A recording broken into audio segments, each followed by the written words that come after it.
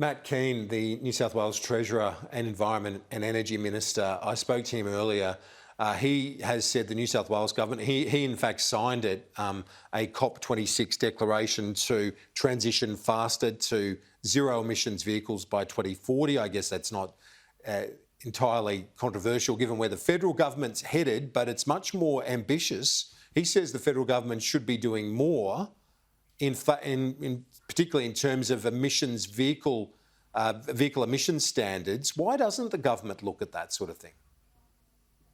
Well, because we don't want to be putting taxes on vehicles. I mean, when people talk about these kind of policies, what they are effectively saying is that you will charge Australians more for the vehicles that they're buying at the moment. You will put some form of charge or tax. That's the only way you enforce those kind of emission standards. So Matt Kean is free to put forward those kind of policies, but the Australian government's made it very clear that when it comes to things like take-up of EV, we're going to, of course, be providing infrastructure and providing support so that that industry can thrive. But what we won't be doing is disadvantaging Australians. We're going to be supporting their choices, and many Australians will be making those choices. He argues that without those standards, the concern is, he argued with me today on the show that without those standards, we become a dumping ground for the polluting vehicles that other countries don't want. Well, look, I don't accept that, and I don't accept the policy that you would actually effectively be taxing Australians as they're buying their ute or buying their family vehicle.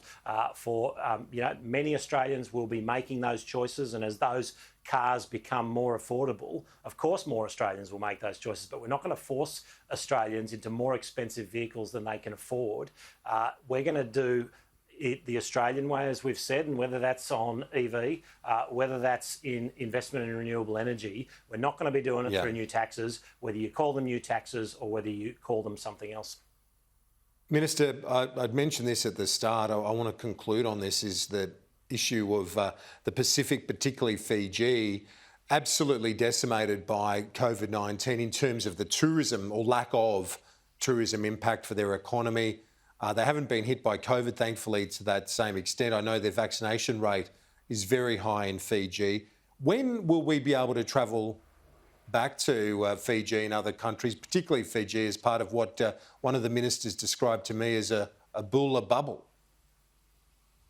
Yeah, look, well, very soon. So I'm actually going to be travelling to Fiji tomorrow on behalf of the Australian government and having a number of important meetings in Fiji to talk about that recovery. The Australian contribution, whether it's through doses, has assisted, and we've worked very closely with Fiji with the million doses that we've delivered, which is enabling them to open up. So as of tomorrow, we'll see commercial flights going, and we'll see Fijians being able to return, and other people who are able to get an exemption. But I believe from the 1st of December, Australians will be able to travel to Fiji, and I know there is a lot of demand. Of course, we want to see Australians be able to travel here, but we know Australians love the Pacific. They love getting out there, and there will be a lot of Australians who want to do it. And we know it's very important to the recovery for the Fijian economy, which saw very significant decreases during COVID, being a tourism-dependent economy. So this is a great way that Australians can, of course, enjoy a beautiful part of the world in our own neighbourhood, but also, of course, help out a friend and a partner in their very important economic recovery. We want to see Fiji thrive, and Australians travelling there in the coming months will be a big part of that. Minister for the Pacific and International Development, Zed Seselja, thanks. Talk to you soon. Thanks very much, Kieran.